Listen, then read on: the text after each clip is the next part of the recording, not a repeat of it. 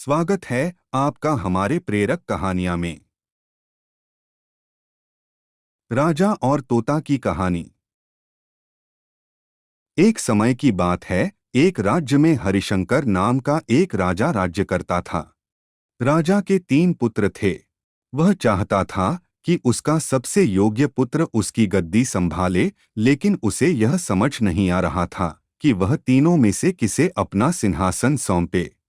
एक दिन राजा को एक विचार आया। उन्होंने अपने तीनों पुत्रों को बुलाकर कहा, बेटा, आज मैं आप सभी से एक प्रश्न पूछता हूँ।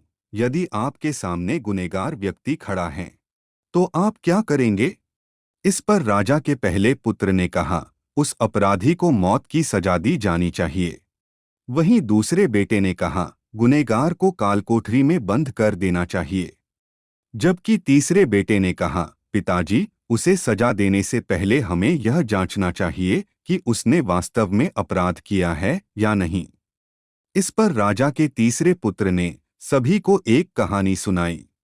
एक राजा था जिसके पास एक बुद्धिमान तोता था। एक बार तोते ने महाराज से कहा, मुझे अपने माता पिता के पास जाना है। राजा ने उसकी नहीं सुनी, लेकिन तोते ने हार नहीं मानी। उसने लगातार महाराज से आग्रह किया कि मुझे मेरे माता पिता के पास जाने दें। अंत में राजा ने तोते के अनुरोध पर सहमति व्यक्त की और कहा, ठीक है, आप अपने माता पिता से मिलने जा सकते हो, लेकिन वहां अधिक समय तक न रहें। राजा ने तोते को केवल 5 दिनों के लिए अनुमति दी और कहा, तुम अपने माता पिता से मिलने के बाद लौट आना। इसके बाद तोता 5 दिन के लिए अपने माता पिता के पास गया।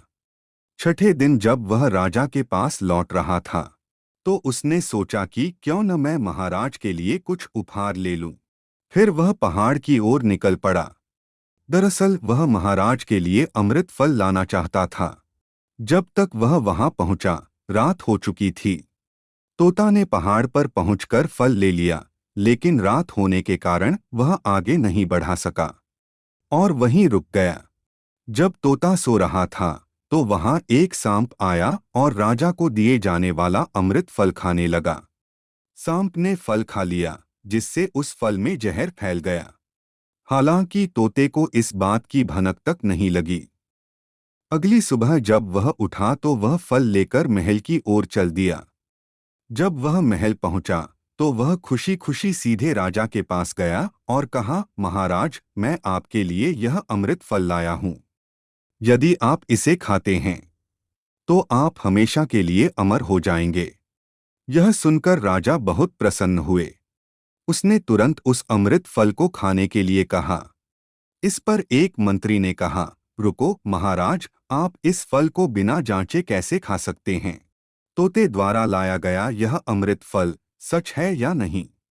राजा ने उस मंत्री की बात मान ली और कहा कि इस फल को कुत्ते को खिला देना चाहिए।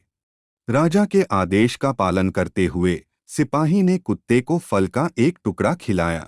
फल खाने के बाद कुत्ते की मौत हो गई। यह देख राजा को क्रोध आ गया। गुस्से में आकर उसने तलवार से तोते का सिर काट दिया। फल भी फेंक दिया। कुछ साल बाद ठीक उसी जगह पर एक पौधा उग आया।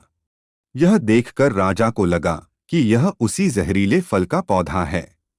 उसने सभी को आदेश दिया कि कोई भी उस पेड़ का फल नहीं खाएगा। कुछ दिनों बाद एक बूढ़ा व्यक्ति उस पेड़ के नीचे आराम करने के लिए रुका। उसे भी बहुत भूख लगी थी। उसने उसी पेड़ से फल तोड़ लिया और उसे खाने लगा। फल खाने के बाद बूढ़ा अचानक जवान हो गया। राज ने यह देखा तो हैरान रह गया। फिर राजा को तोते की बात समझ आई और वो सोचने लगा कि वह फल जहरीला नहीं था। उसने बहुत बड़ी गलती की। उसने बिना सच्चाई जाने तोते को मार डाला। इसका उन्हें काफी अफसोस भी था। इसके लिए वह अपने आप को मन ही मन कोसने लगा। इधर तीसरे राजकुमार की कहानी के अंत के बाद राजा हरिशंकर ने उन्हें अपना उत्तराधिकारी नियुक्त किया। इसके बाद राज्य में जश्न मनाया गया। कहानी से सीख। हम इस कहानी से सीखते हैं कि हमें कभी भी बिना जांच पड़ताल के किसी को सजा नहीं देनी चाहिए।